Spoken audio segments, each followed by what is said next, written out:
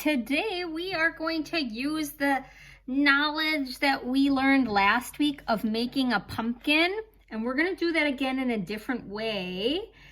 So for this project, you're going to need a piece of paper. You're going to need a marker of some kind, a black marker. You are also going to need some crayons. So grab all those things and let's get started. Okay, the first thing we're going to do is take our paper and we are going to make our paper go the long way, so the tall way. All right, and then we're going to start by drawing some pumpkins. Now, in my pictures that I took at Mr. Anderson's family's pumpkin patch, there was one thing that really inspired me, and that was that stack of pumpkins. And I loved this because there were all different sizes and shapes and colors of pumpkins all stacked on top of each other, because as we saw in the video, there are so many different types of pumpkins. All pumpkins are not orange. So today you're going to get to kind of play around with that and get to choose different colors and types of pumpkins to draw. So I'm going to do something here, but you might choose to do something a little bit differently than me. I'm going to start though with a big pumpkin at the bottom, because as you could tell from the stack of pumpkins, in order for the stack to balance, the biggest pumpkin needs to be on the bottom. It's kind of like building a snowman. So I'm going to start at the bottom with a pumpkin, and I'm going to go over again how to make a pumpkin like we did last week. So a vertical line down, and then remember we curved the line on both sides. And then we went back to the top and curved it again, coming out a little bit further. And then curved it again, going out even further. And then one more time, going out even further. This one I'm going to bring out really wide. Like that. Now, I'm not going to add a stem because we're stacking them on top of each other, so we wouldn't, when you stack pumpkins, the ones that are not at the top cannot have stems on them. Otherwise, they wouldn't balance. Okay, so now my next pumpkin, I'm going to make a little bit smaller. So my vertical line is going to be a little smaller, but I'm going to go right, make that line right up to that pumpkin that we just made. And then I'm going to curve my lines like that, like I just did. Now, maybe you want to make your lines a little bit wavy. Maybe you've got more of a wavy pumpkin. I might do that on the next one. I didn't do that on this one, but I might do that on the next one. Okay, so that pumpkin's a little bit smaller. Now I'm going to go up again, make another vertical line right on top of that one. This time, maybe I'll make some wavier lines. So instead of just a regular curved line, I'm going to make my line sort of wavy. If you want to try that, you don't have to. If you like sticking to the regular lines you've been doing, then go for it.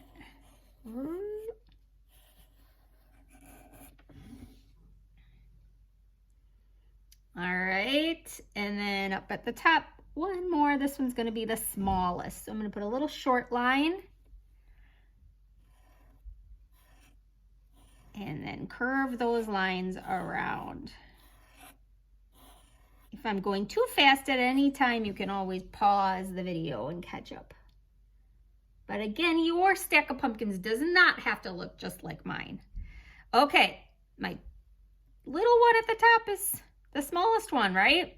Now that one at the top can have a stem because it's at the top. So I'm going to put those two little slanted lines at the top and then a horizontal line to complete it.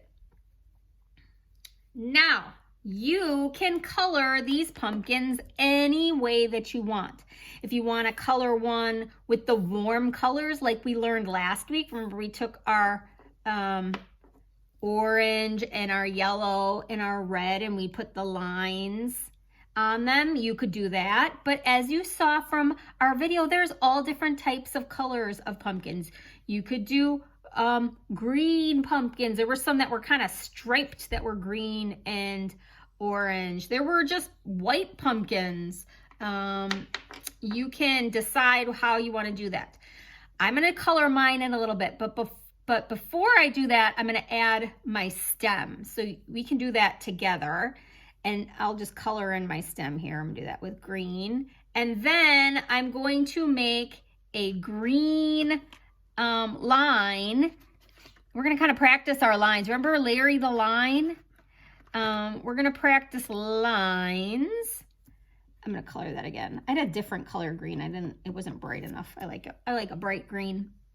Okay, so I'm going to take my vine here and I'm going to just make kind of a crazy vine coming off. So I'm going to start with it coming off and I'm going to do a wavy line, and then I'm going to change that into a loopy line. And then I'm going to bring it up and I'm going to change that to a zigzag line. All the way till I get to the top. And then I'm going to change that into another kind of wavy line. This one's bigger waves. And then I'm going to do a straight line. And then maybe I'll do another loopy line again. Okay, it looks like an out of control, crazy line. I'm going to go back over it again just to make it darker. And then when I'm done with that, I'm going to color in my pumpkin with whatever kinds of colors I want. And if you wanted to, you could even add some texture lines to your pumpkins, because as we learned also from the video, there are lots of different types of textures on pumpkins as well. And when I'm done coloring it, I will show you how you can draw texture lines to make it look extra bumpy. Those are some of my favorite pumpkins. Those are like really bumpy ones. We can add some bumpy lines to it to make it look a little bit more bumpy. All right, I'm gonna start coloring.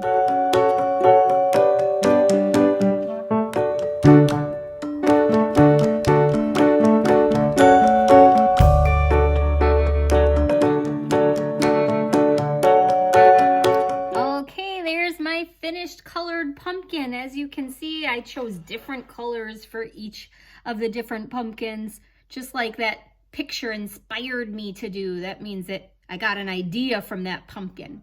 Okay, so I told you I would show you how to draw some texture lines. This dark orange pumpkin here, I want that one to be like my really bumpy pumpkin. So I'm gonna grab the same color I colored it with, but I'm gonna press a little bit darker. But you could use black if you wanted to make the lines look extra dark. I just felt like black might be hard to see because of these lines that are here. So I'm gonna take my crayon here and really dark, I'm gonna add some just like little U shapes. And just to add some texture so that this pumpkin looks bumpy. All right, there we go. All right, now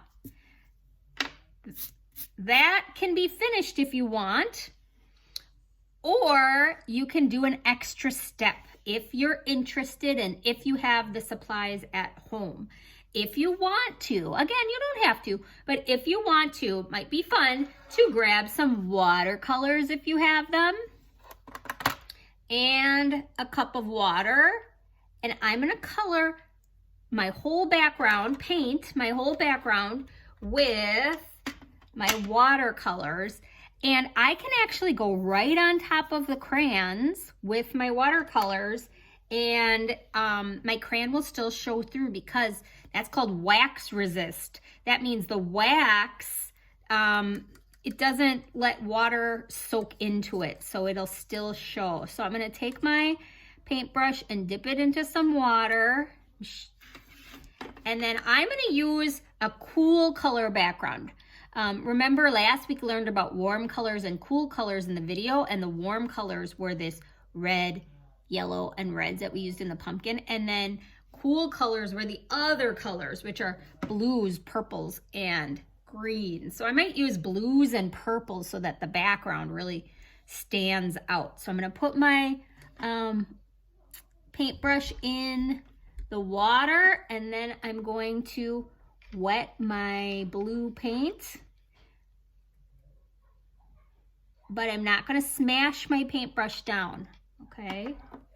And then I'm just gonna paint all over my background here. Add more water to it to make the paint spread. And remember, like I said, anywhere that you have crayon, the paint will not stick to. But if you've got white spaces in your pumpkins anywhere, then we will see that color come through. But any other spaces, we will not see. And sometimes, that's why I colored this white pumpkin. I colored it white with the white crayon because I didn't want my white pumpkin to turn blue. So if you have a white pumpkin, make sure there's white crayon on it. Otherwise, you'll have a blue pumpkin. And then I'm actually gonna go into the purple too. I'm gonna put purple on top of it also to make it a little bit more interesting. Spread it around. Okay, I'm gonna keep working on my background.